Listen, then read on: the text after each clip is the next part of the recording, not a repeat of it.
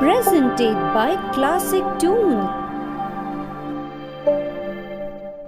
एक समय की बात है, किशनगंज नाम के गांव में दो मित्र रहते थे, जिनमें से एक का नाम भानु था, जो हमेशा किस्मत के भरोसे बैठा रहता था और भगवान पर सब कुछ काम छोड़ देता। वहीं एक का नाम मंगू था, जो हमेशा अपनी मेहनत पर विश्वास करता था। देखना मंगू, एक दिन हमारी भी किस्मत बदलेगी और हम लोग बड़ा आदमी बनेंगे। भानु, तुम क्यों हमेशा अटपटांग बातें करते रहते हो? अरे भाग्य और किस्मत के भरोसे हम बैठे रहेंगे तो कुछ नहीं होगा। हमें अपने जीवन में आगे बढ़ने के लिए मेहनत करना होगा। अब तुम्हें कौन समझाए कि किस्मत के आगे किसी की भी कुछ नहीं चलती।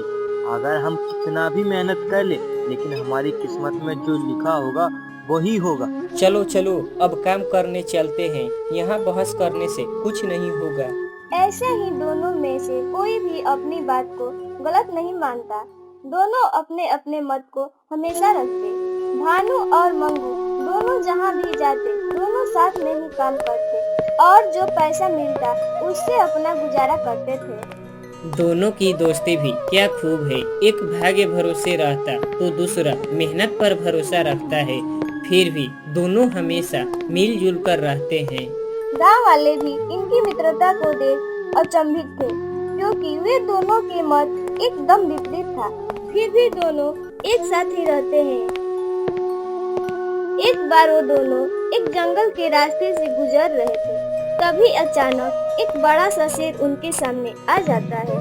हे भगवान, इस शेर से हमारी रक्षा करो। इस शेर को जल्दी यहाँ से भगाओ। भानु डर के मारे भगवान को याद करने लगता है। वहीं मंगू इधर उधर देखता है, फिर उसको एक बड़ा सा डंडा दिखता है।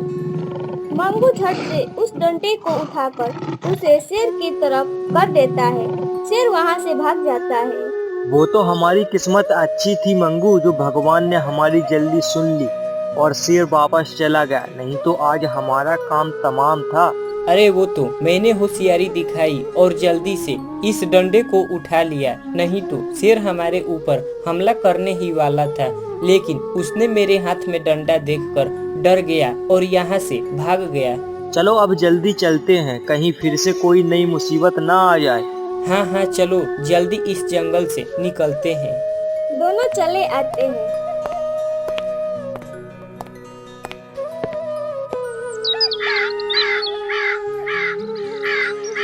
एक दिन मंगू के दिमाग में एक ख्याल आता है। भानु, अगर हम ऐसे ही दूसरे के लिए काम करते रहेंगे तो यहीं के यहीं रह जाएंगे और हमारे जीवन में कोई बदलाव नहीं आएगा। इसीलिए मैंने एक तरकीब सोची है, जिससे हम कुछ नया कर पाएंगे। तरकीब? कैसी तरकीब सोचे हो मंगू, जल्दी बताओ। भानु, हम अपने गांव के सेठ के यहाँ से कुछ पैसा उधार लेकर खुद की खेती करेंगे।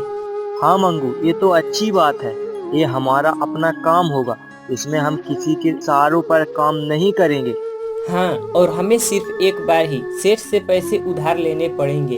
उसके बाद हमारे पास उतना पैसा बच जाएगा जिससे अपना काम चल सके और दोबारा खेती कर सके।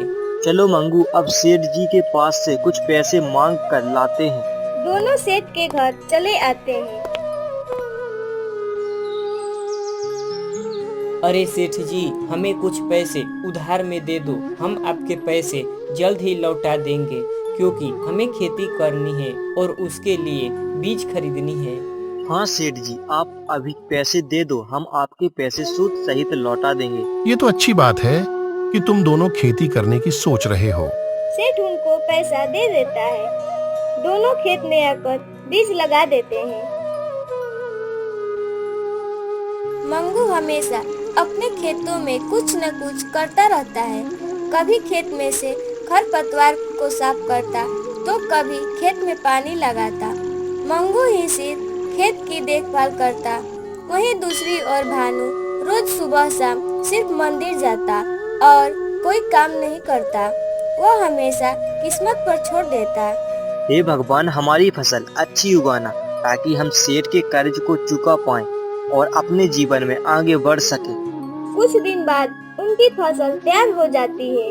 दोनों मिलकर फसल काटते हैं, फिर अनाज को बाजार ले जाकर बेच देते हैं।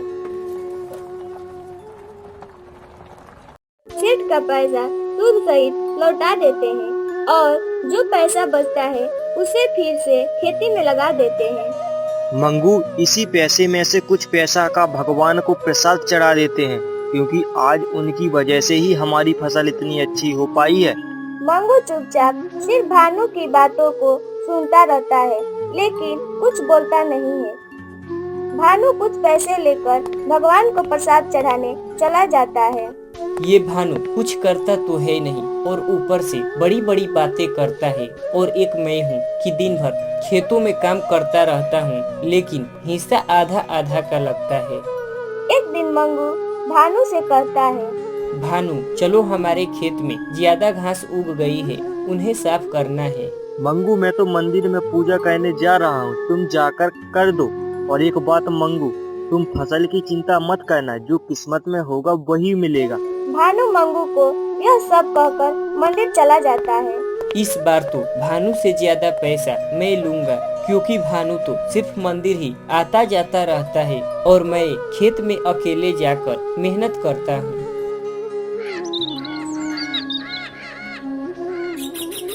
कुछ दिन बाद उनकी फसल तैयार हो जाती है। दोनों अपने अनाज को बाजार ले जाकर बेच देते हैं। भानु, इसमें से 3 हिस्सा मेरा होगा और बाकी का 1 हिस्सा तुम्हारा होगा। ये कैसी बात कर रहे हो मंगू, ऐसा क्यों होगा? भानु, मैं खेत में दिन रात मेहनत करता हूँ और तुम सिर्फ तो नाम के भागीदार हो, काम में तनिक भी हाथ नहीं बढ़ाते हो। मंगू, अगर मैं मंदिर जाकर भगवान से विनती नहीं करता तो इतनी फसल कभी नहीं होती। अरे वो तो मेरी किस्मत अच्छी थी जो हमारा इतना मुनाफा होगा, तो 3 हिस्सा मेरा होगा और 1 हिस्सा तुम्हारा होगा। दोनों में पैसों की बंटवारे को लेकर बहस हो जाता है। तो ठीक है भानु, चलो हम कल सुबह अपने गांव के मुखिया के पास चलते हैं। हाँ हाँ चलो, कल वहाँ ही फैसला होगा।